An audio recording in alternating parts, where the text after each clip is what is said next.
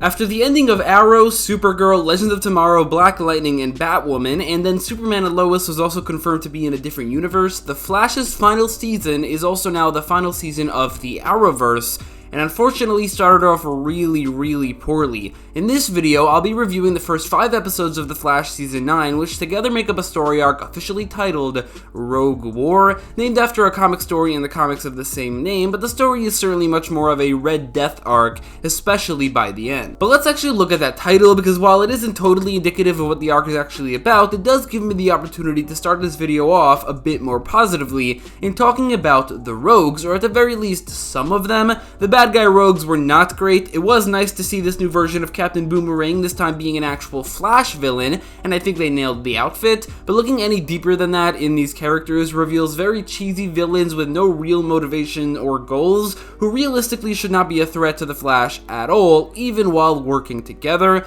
The real highlight of the arc were the good Rogues. Characters like Pied Piper, The Hotness, and Goldface, all of whom were very entertaining characters throughout the arc. The Rogues heist and interactions throughout was easily the best story in any of the episodes in this arc, and there was even a pretty cool moment with Chillblaine when he betrayed Barry. It was reversed pretty quickly, but that doesn't change the actual moment. That's not to say that they were perfect or anything, they were just the best things in a bad story arc, and they are only really great in comparison to the supporting characters, which doesn't really mean much. In its later seasons, with characters like Harrison Wells, Cisco, even Caitlin now, Wally, and Ralph Dibny all gone, this show is left with what might possibly be the single worst supporting cast I have ever seen in a TV show, rivaled by the later seasons of Legends of Tomorrow as well. It used to be that Iris was the most hated character on this show, but at this point I'd argue that aside from Barry, looking at all of the main characters, she's the best one. Sure, she could be written better and given better stories, but at least she's necessary to the show and the Flash mythos,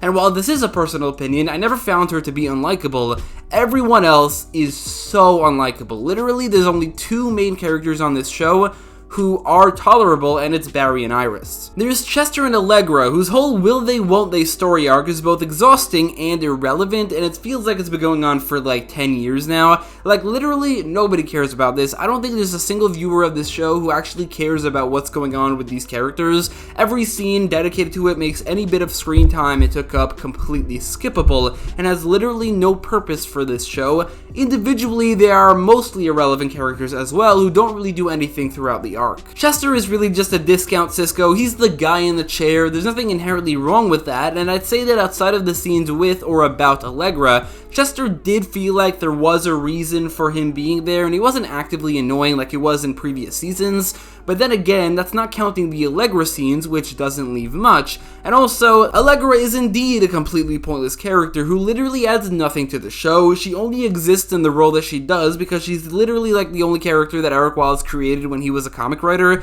She doesn't really do anything. I don't remember her using her powers once outside of Barry's dream in the first episode. And unlike Chester, she was even actively annoying at times, which became very apparent when she had scenes with Goldface or the other Rogues who were so much more likable in comparison, like I mentioned earlier.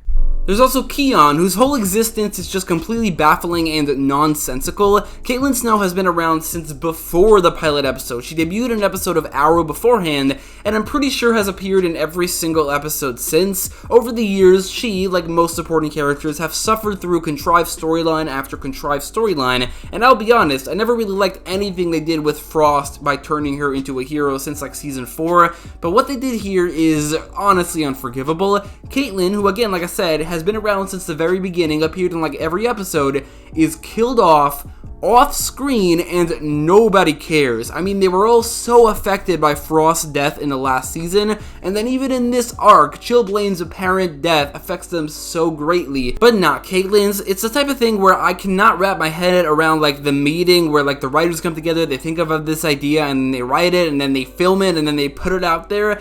How did this happen? I do not understand. It's like one of the worst things that I've seen on this show ever. and that's just the existence of this character. Ki-Yeon's whole shtick of being a naive and innocent girl, but also manages to say the most insightful and helpful things ever, and also has these blossoming powers. It got old in her second appearance. Everything about this character, from the history behind her existence, to her personality, to her blossoming powers, to things like Barry calling her a few weeks old. In the same episode she kisses Mark, it's all just so weird. Such baffling decisions for this character. And then there's Cecile Horton. Like I said in my review for episode 5, once this arc had ended, I had come to the conclusion that Cecile Horton is the actual worst character on this show, and will almost certainly remain that way after the show had ended. Her story arc with Joe, discussing whether or not they should leave Central City, which is her main role in this arc, drags on way too long, and there's this constant back and forth of Joe not telling Cecile something, Cecile sensing something is wrong with her terrible abilities,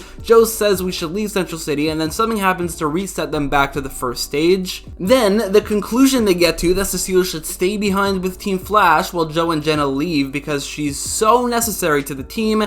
It's ridiculously stupid, but that's not even the worst of it when it comes to this character. Cecile's habit of telling the audience how other characters are feeling is insufferable and insulting to the audience, and it has been for years now. It's a part of a larger problem with this show, which is that throughout the viewing experience, especially in this arc, it felt like the writers were pandering to the audience like we are children, having to spoon feed us information because we're all just too stupid to understand any of the nuance at all. Cecile explains people's emotions. It was a bigger problem in season 8, but it was certainly present throughout this one, and that's not the worst of that problem.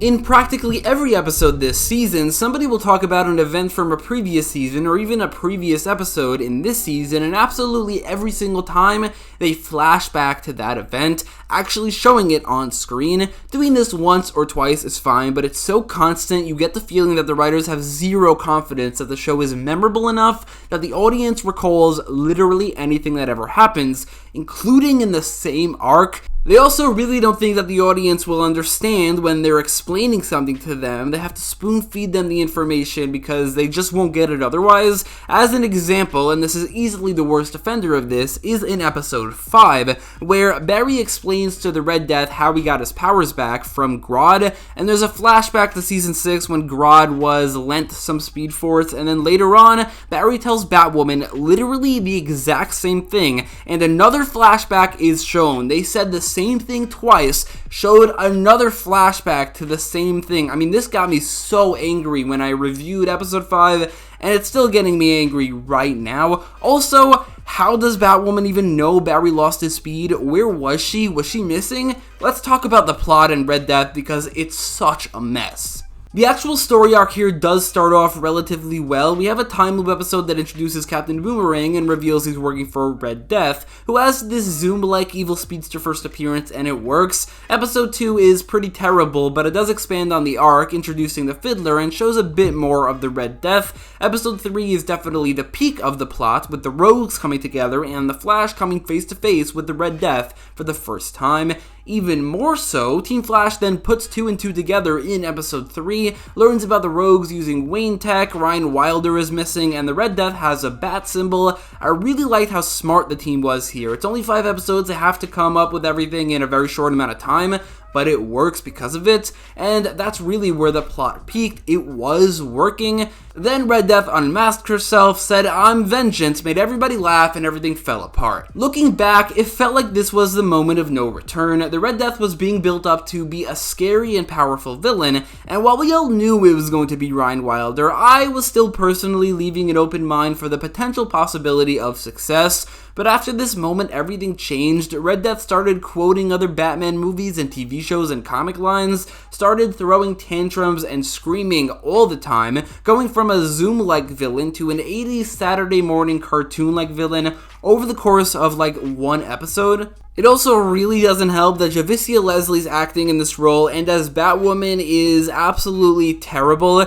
She completely overacts both roles, making Red Death feel more childish than the batshit crazy they were going for, pun intended. And as Batwoman, I don't know, she's just bad. And speaking of Batwoman, she specifically harkens back to everything falling apart at the end because we were told Ryan Wilder went missing, but then in the finale she just shows back up, apologizes for being late, and then just leaves. Where the hell was she? Why doesn't anybody ask where she was? Why are there 2 scenes of Barry explaining how he got his powers back, plus a flashback in each one, with no explanation of where Batwoman was? And that's not like a small thing either. It was very important to the arc and the Red Death. I mean, Red Death's existence was such a big mystery. How it connected to Ryan Wilder's disappearance was intriguing. But then, I guess, the 2 things are unrelated, and then it's never explained why Ryan Wilder went missing. Where was she? And then, Red Death's origin is given to us completely as exposition in a scene explaining it to Iris. It just would have been so much cooler and much more interesting for both the episode, the arc, and the Red Death if we saw those scenes. I mean, the episode was chock full of skippable scenes of Chester and Allegra and Cecile and others. Just yank them out because they do not need to exist and put in instead scenes of Ryan Wilder, or I guess Ryan Wayne, in her timeline, how she became the Red Death. It would have been so much better for the arc and the character. There's also the Rogues, whose presence in this arc basically became negligible by the end. Their main motivations were never explained, nothing about them was ever really expanded upon, and this is an arc called Rogue War. It just seemed like they thought up all their cool ideas, but by the time they got to the finale and had to resolve these plot lines and mysteries, it was too difficult, so they just didn't bother. Everything fell apart. And in doing so, they made the arc lesser than the sum of its parts. There may be an episode or 2 that I liked on its own, and because of that, the average of the arc was a 4.8 out of 10, which isn't great, but it isn't like absolutely terrible, at least with my rating system.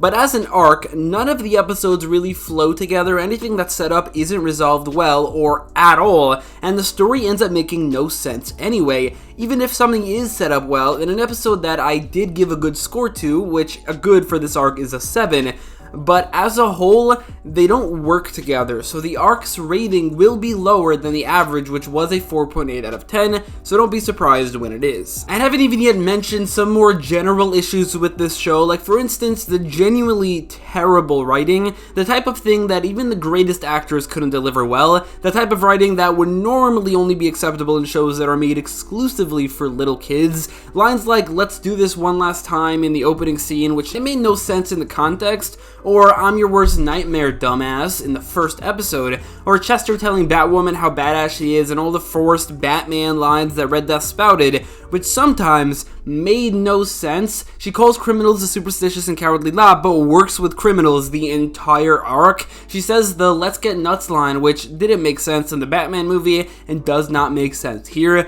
The writing is terrible, not just the general plot, which I already talked about, that does also not work, but also the actual dialogue. It's horrendous. The cinematography is also not great most of the time. At times the show can look nice. I would say it's mostly carried visually by the Flash's costume, which looks great, especially in like a nicely colored room, but most of the time it doesn't look great. The way it's shot in certain locations, and a lot of the time certain characters' movements, like in this arc, the Red Death specifically, the way she moved most of the time, especially when she was fully in costume, was very weird, and it all evokes a feeling that, I don't know, I'm watching Power Rangers or something. It's never as bad as like in season 7, which was 100% a Power Rangers show, and it's not all of the time, because like I said, there are times where the show does look nice, especially when the Flash is on screen, but it happens enough that it is certainly a problem with this arc. So I've talked a lot about the terrible supporting characters, all the villains, and even all the recurring characters, but what about the Flash himself? Now, first of all, it's very clear that Barry is miles better than the rest of the characters on this show, and that Grant Gustin is great in the role.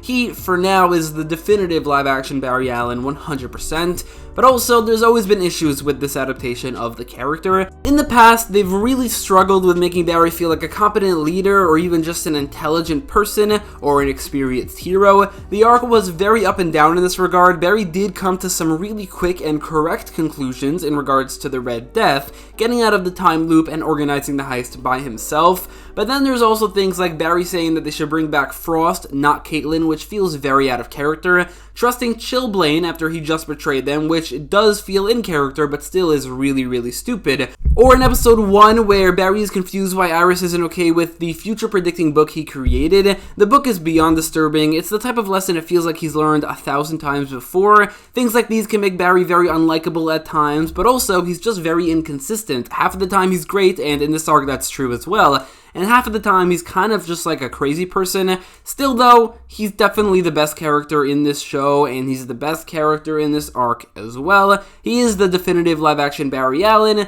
Still though, there are problems, and they come up here and there. In conclusion, the Red Death arc, or Rogue War, is simply an embarrassing beginning to the final season of The Flash and of the Arrowverse. The writing is terrible, the cinematography is not good for the most part, the story starts off relatively well, but completely falls apart by the end, leaving many unresolved and unanswered questions, or they resolve things very, very poorly, making the arc lesser than the sum of its parts. The supporting characters are all terrible, the main villain is a goofy joke whose actress does a terrible job, and Barry himself is relatively inconsistent, although that's the least of this arc's problems. The rogues are fun, and the arc can be entertaining at times, especially if you don't take it seriously at all, and just laugh at all the Batman references, the lines from the other Batman movies. But overall, it's just not good. I give this arc a generous 3 out of 10, which is also somehow not even like the top 3 worst arcs in Eric Wallace's embarrassing run on this show. So that's it for my review. Let me know your thoughts in the comments down below, and thanks for watching.